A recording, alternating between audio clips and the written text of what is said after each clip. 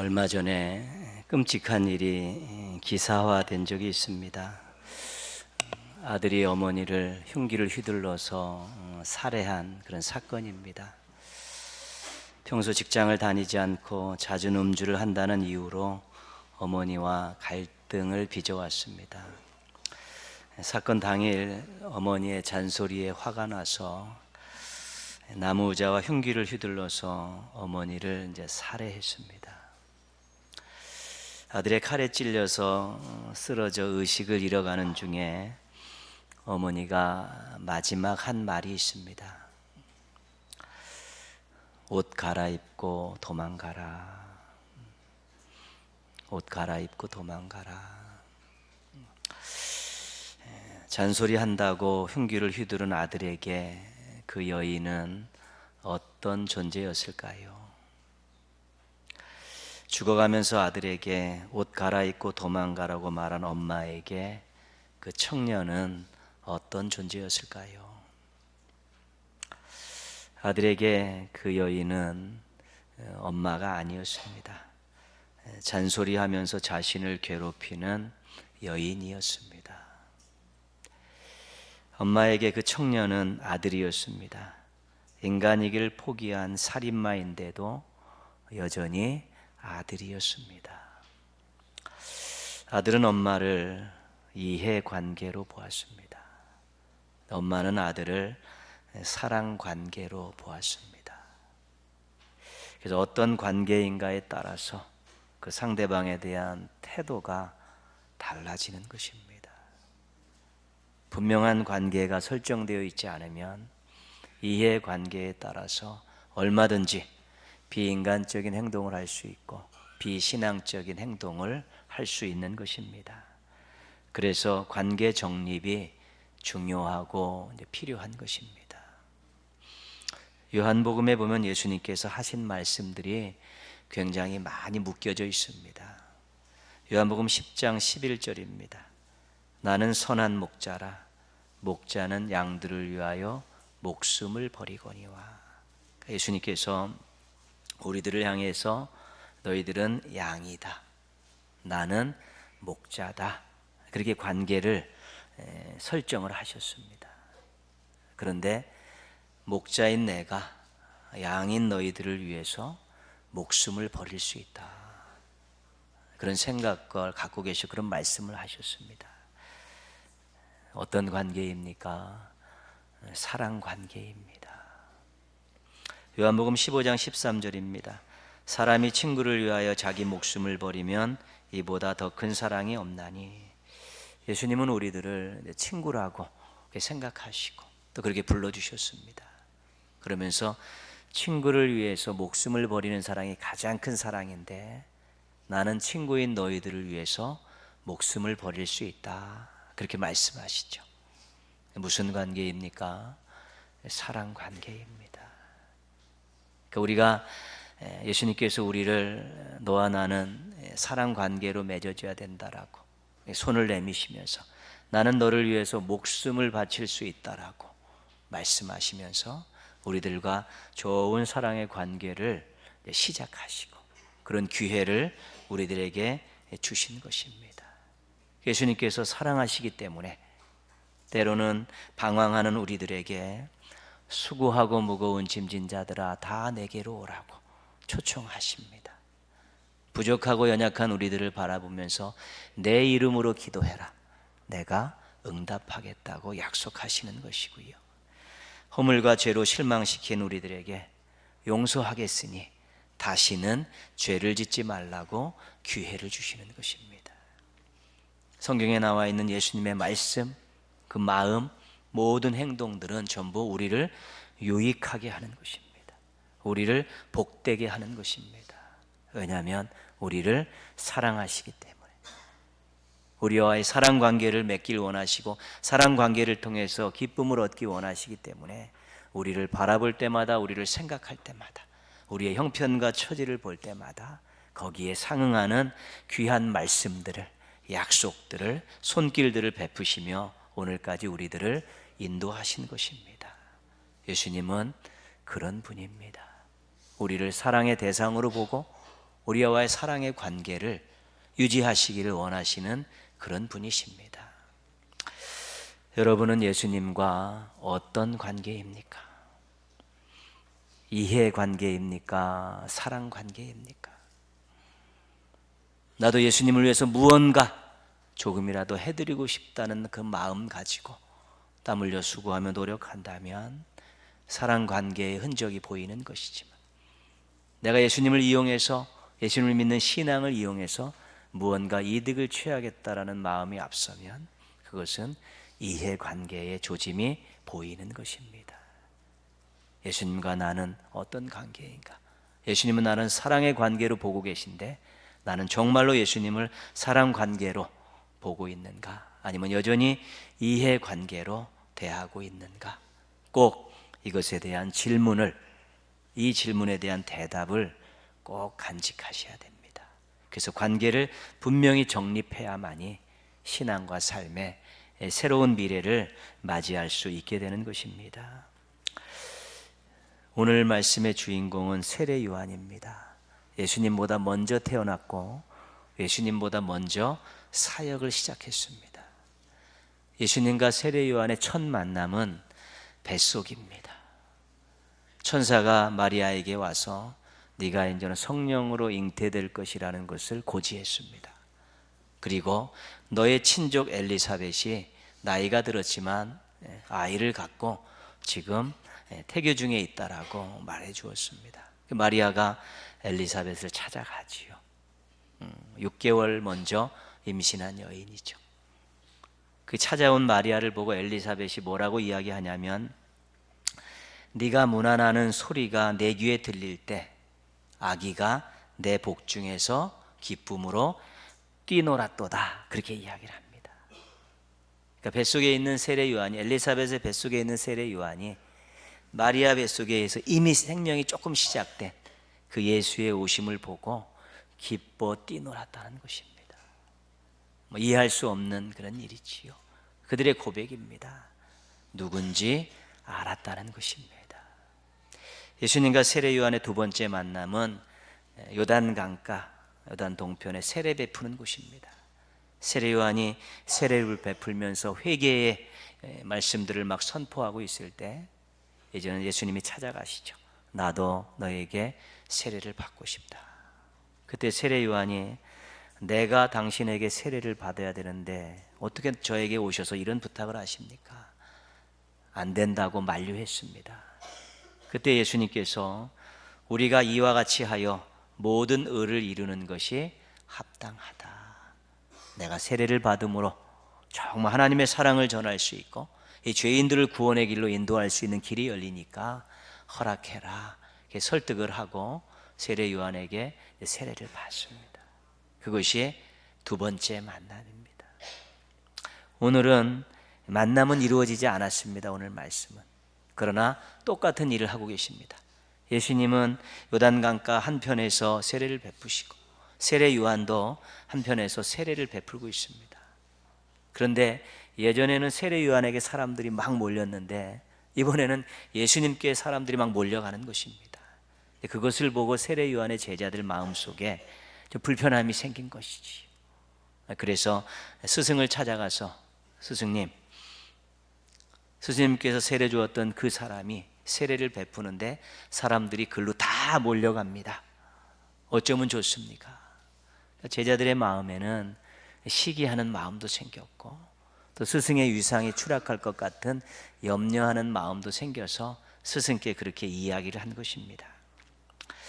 세상에 무서운 것이 많지만 사람들의 시기만큼 무서운 것 없습니다. 특별히 인기와 이익에 대해서 이 시기심이 작동하고 질투가 나면 상상을 초월하는 일들이 일어납니다. 가인과 아벨 이야기의 이 살인사건의 주된 원인은 시기와 질투였습니다. 저 인간이 나보다 예배를 잘 드려서 제사를 잘 드려서 하나님께서 저 인간의 제사는 받았는데 내 제사는 안 받았다. 저 인간만 없었으면 내 제사도 받았을 텐데, 엉뚱한 생각을 하면서 살인사건이 일어난 것이지요. 그러니까 무언가 인기와 이익에 대해서 시기심이 발동하면 그 사람을 미워하게 되고 적대하게 되고 때로는 위해를 가하는 행동들이 나오게 되는 것입니다. 제자들이 시기하는 마음을 가지고, 염려하는 마음을 가지고 세례 요한에게 얘기했는데 세례 요한은 달랐습니다. 27절 말씀 보시면요, 요한이 대답하여 이르되 만일 하늘에서 주신 바 아니면 사람이 아무것도 받을 수 없느니라. 그분은 하나님께서 보내신 분이다. 나는 그분을 위해서 미리 온 사람이고 그분은 하나님께서 보내신 사람이다. 세례 요한은 이미 예수님과의 관계가 딱 정리가 되어 있는 것입니다. 그 앞부분의 말씀을 쭉 읽으면 세례 요한이 예수님에 대해 고백한 내용이 몇 가지 있습니다. 그분은 나보다 먼저 나신 분이다. 나보다 먼저 계셨던 분이다. 그분은 하나님의 아들이다. 그분은 세상 죄를 지고 가는 하나님의 어린 양이다. 이런 고백들을 하고 있는 것이죠. 자신이 시기하고 질투할 뿐이 아니라는 것입니다. 자신이 경배해야 될 뿐이고 자신이 순종해야 될 뿐이고 자신의 죄를 해결할 뿐이라는 아주 분명한 고백을 가지고 있었기 때문에 예수님을 시기하고 질투하지 않는 것입니다. 그분께 사람들이 몰리는 것이 당연하다고 생각하는 것이고 제자들의 그 시기하고 질투하는 마음을 가라앉히면서 너희들이 내가 그분을 위해서 일하고 순종하고 따라가야 될 것이고 내가 그리스도가 아니라 그분을 섬기는 종이라는 것을 너희가 사람들에게 말해 주어야 된다. 그렇게 설득을 하고 제자들을 다독거리고 있습니다. 예수님과 사도 세례 요한의 관계가 분명하니까 세례 요한이 예수님에 대한 아름다운 태도가 나옵니다. 물론 근저에는 사랑의 관계가 있고 본인이 예수님과의 관계 속에서 그분은 나의 섬김을 받으셔야 될 분이고 내가 순종해야 될 분이고 나를 위해서 은혜를 베푸실 분이라는 분명한 관계 설정이 되어 있으니까 예수님을 향한 아름다운 고백과 행동들이 나오게 되는 것입니다. 첫 번째 29절 말씀입니다. 같이 한번 읽겠습니다.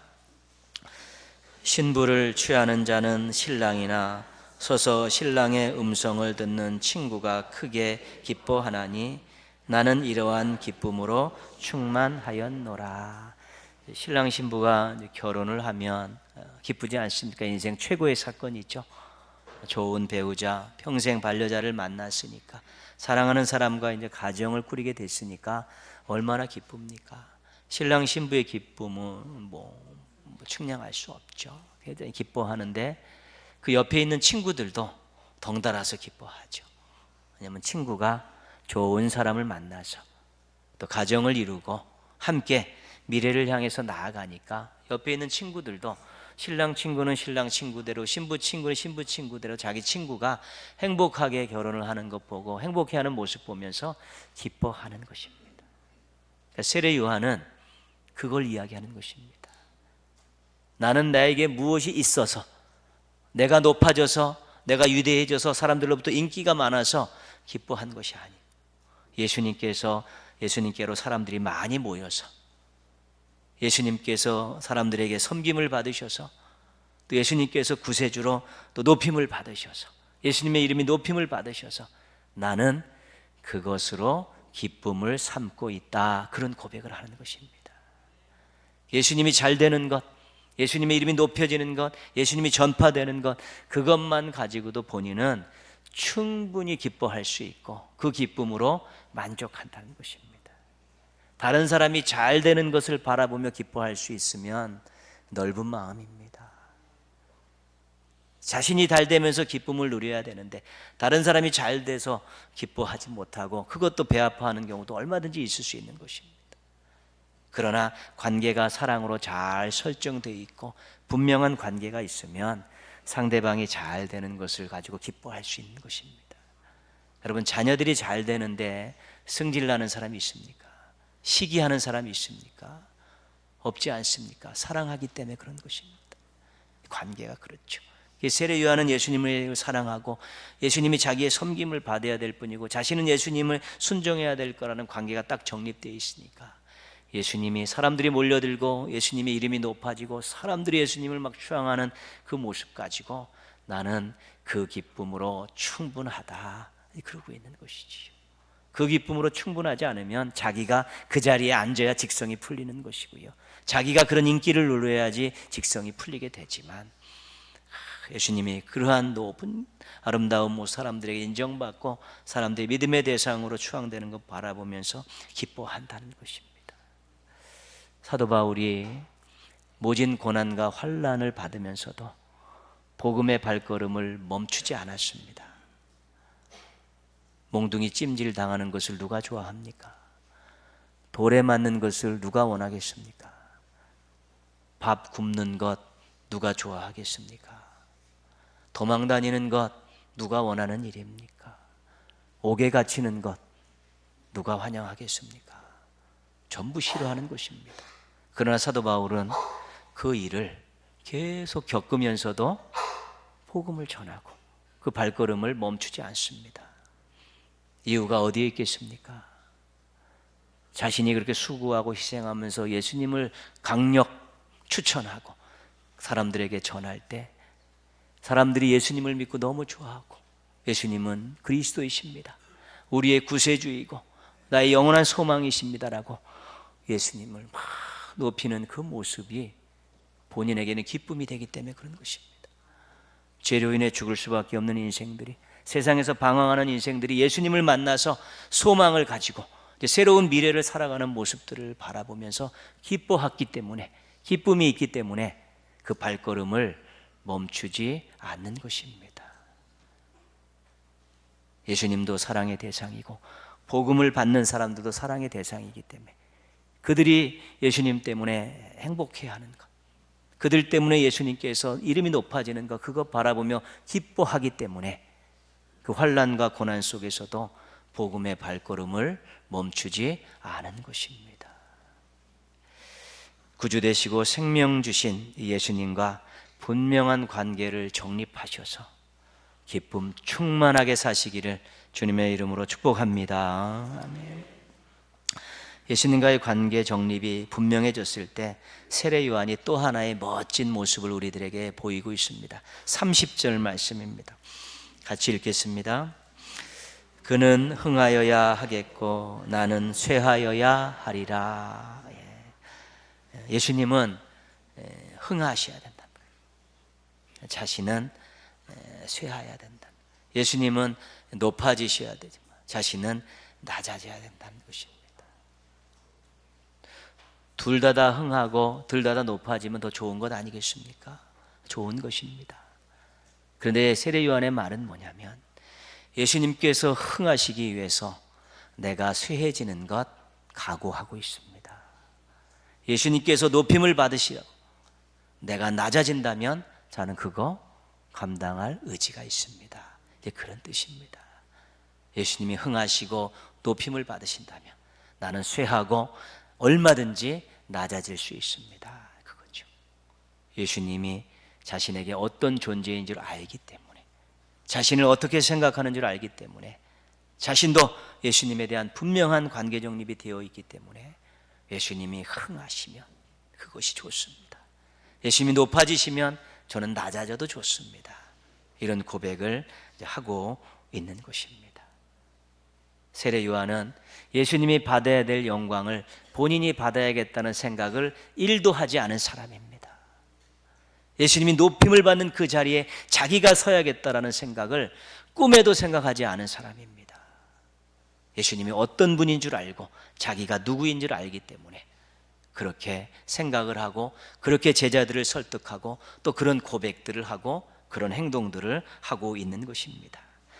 예수님의 인기는 계속 높아져야 되고 예수님의 영향력은 계속 퍼져나가야 된다는 것이 세례 요한의 생각이었기 때문에 나를 추앙하고 나를 바라보는 사람들, 너희들이 내가 그리스도가 아니라고 분명히 얘기해 줘야 된다.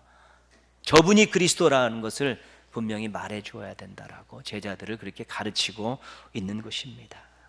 오직 예수의 신앙입니다. 모든 영광 주님께라는 그런 고백입니다.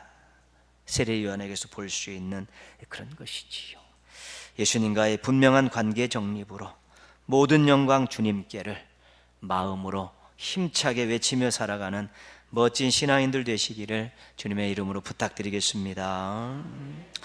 우리와 사랑 관계를 맺으신 예수님께서 우리에게 강력하게 요구하시는 것이 계십니다. 그 중에 한 가지가 서로 사랑하라. 내가 너희를 사랑한 것 같이 너희도 서로 사랑하라. 이것은 새 계명이다. 그렇게 말씀하시죠.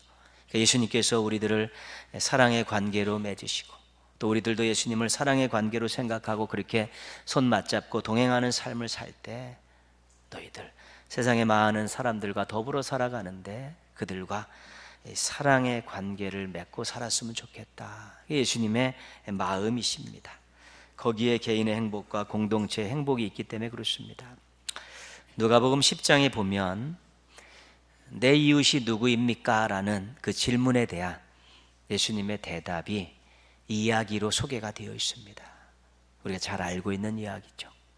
한 사람이 예루살렘에서 여리고로 가다가 강도를 만나서 모든 거 다 빼앗기고 맞아서 죽을 지경에 이르렀습니다.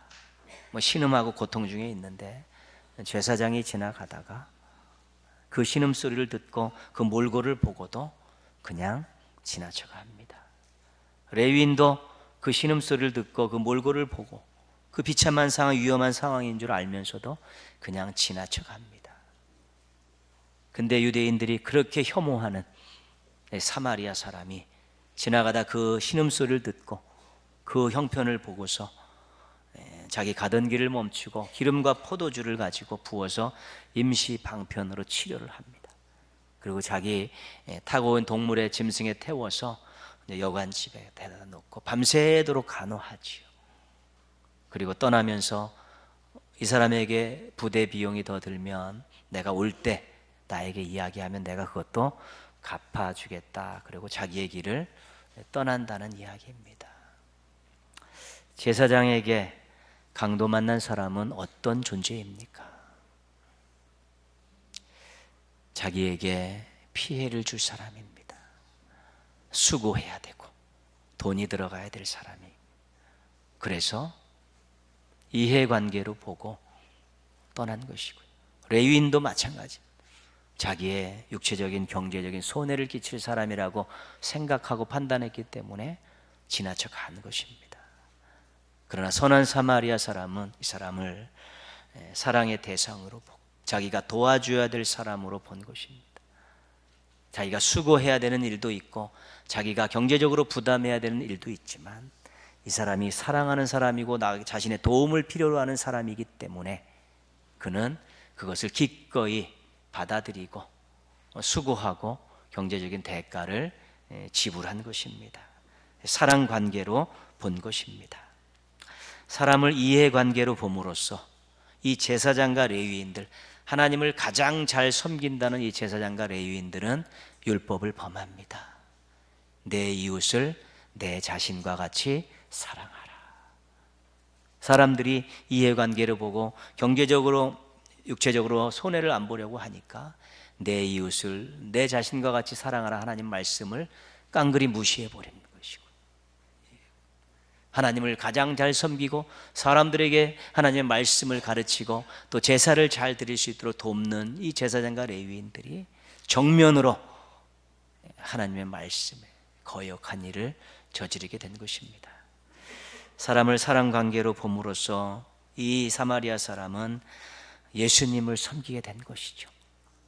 마태복음 25장에 보면 양과 염소의 비유에 보면 그런 얘기가 나옵니다. 이 지극히 작은 자 하나에게 한 것이 곧 내게 한 것이라. 예수님께서 양과 염소를 분리해 놓고 그러지 않습니까? 너희들이 너희 주변에 어려움을 당하고 손길이 필요하고 사랑이 필요한 사람에게 너희가 그들에게 무언가를 베풀고 무언가 도움을 준 것, 그거 바로 내게 한 거다. 그 사마리아 사람은 예수님을 돕고 섬기고 대접한 사람이 된 것입니다. 그런 것입니다. 인생은 관계입니다. 우리가 얼마나 많은 관계를 맺고 살고 있습니까? 근데 인생의 최고의 관계인 예수님과의 관계를 사랑 관계로 꽉 정립해 버리면 그렇게 행복할 수가 없는 것입니다. 예수님이 약속하신 것들을 우리가 다 누릴 수 있습니다. 예수님은 시건하지 않으시는 분입니다. 신실하신 분이기 때문에 우리에게 약속하신 것들, 우리를 사랑하는 마음으로 우리 손잡고 우리에게 약속하신 것들은 다 이루어 주시기에 우리가 예수님과의 관계가 사랑 관계로 확실히 정립되어 있으면 예수님 때문에 행복할 수 있는 것이고요, 예수님 때문에 풍성할 수 있는 것이고, 예수님 때문에 소망을 가지고 살아갈 수 있는 것입니다. 예수님께서 이미 모든 것들을 다 준비하면서 손을 내미셨습니다. 너는 내 양이다. 너는 내 친구다. 나랑 평생 사랑 관계로 살지 않겠느냐. 그래서 우리가 믿음으로 그 손을 잡지 않았습니까? 그런데 자꾸 우리가 예수님을 이해관계로 생각하고 그렇게 신앙생활 하다 보면 그 손 놓을 때가 있다는 것입니다. 무언가 신앙생활하면서 대가를 얻으려고, 주의 일하면서 무언가를 얻어야겠다라고, 자기 인기를 위해, 자기 영광을 위해서 그렇게 신앙생활하고 그렇게 봉사하다 보면 예수님이 사랑관계가 아니라 이해관계로 자꾸 바뀌는 것입니다. 그래서 무언가 대가가 없으면 불평하고 또 원망하게 되고요, 또 시기하고 질투하는 일들이 생겨나면서 이 이해관계를 통해서 신앙이 엉망진창이 되는 경우들이 굉장히 많습니다.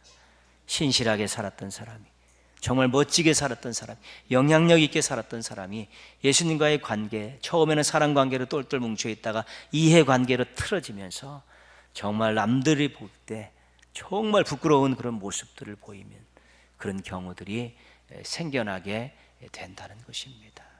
예수님과의 관계 확실히 정립시키고 이 관계를 잘 유지하려고 노력하셔야 됩니다. 거기에 인생의 최고의 행복의 열쇠가 있기 때문에 그렇습니다. 더불어서 그 예수님과의 사랑 관계 위에서 사람들과의 관계도 사랑 관계로 자꾸 만들어 가셔야 되는 것입니다. 우리가 처음에는 어쩔 수 없이 이해관계로 만나는 사람들이 대부분입니다. 그러나 자꾸 사랑관계로 만들어가고, 또 특별히 믿음의 공동체 안에서는 사랑관계로 똘똘 뭉치고, 그러면서 정말로 사람 때문에 기쁨을 누릴 수 있어야 되는 것입니다. 그 사람이 잘 되는 것 보면서 기뻐할 수 있는 그 마음이 천국 아니겠습니까? 또 그를 도우면서 서로 협력하면서 함께 하나님 영광 받으시는 것들을 바라보는 그런 기쁨이 있어야 되지 않겠습니까? 그러나 사람들을 이해관계로 대해서 서로 경쟁자가 되어지고 서로 적대자가 되어져서 시기하고 질투하고 또 음해하고 또 나름대로 또 유해를 가하려는 그런 뒤에서 안 좋은 행동들을 하게 되면 그 마음은 파산이 나는 것입니다. 그 관계는 파산이 나는 것이고 그 공동체는 힘들어질 수밖에 없는 것입니다.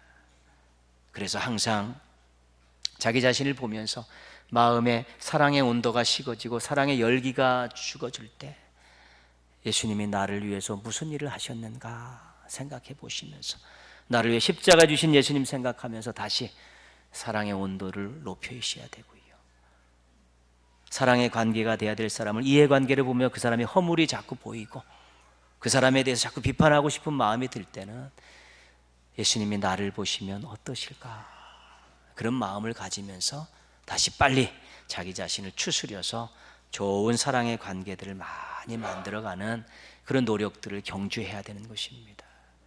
예수님과의 사랑의 관계, 주변의 사람들과 사랑의 관계를 만들면 무엇 아쉬운 게 있겠습니까? 무엇 부러운 것이 있겠습니까? 여유도 있고 또 나름대로도 삶의 그런 귀한 모습들이 정말로 물질로 줄 수 없는 그러한 질적인 행복들을 맛볼 수 있게 되는 것입니다. 예수님과의 분명한 관계 정립을 통해서 충만한 은혜를 누리며 사시기를 바랍니다. 사람들과의 분명한 사랑 관계 정립을 통해 우리 풍성한 기쁨을 맛보며 사시기를 바랍니다. 우리 동인교회가 사랑 관계로 똘똘 뭉쳐서 세상을 향해서 사랑을 뿜어내고 사랑을 마음껏 배달하는 멋진 교회 되기를, 또 그런 교회 만들어 가기를 주님의 이름으로 축원합니다. 아멘.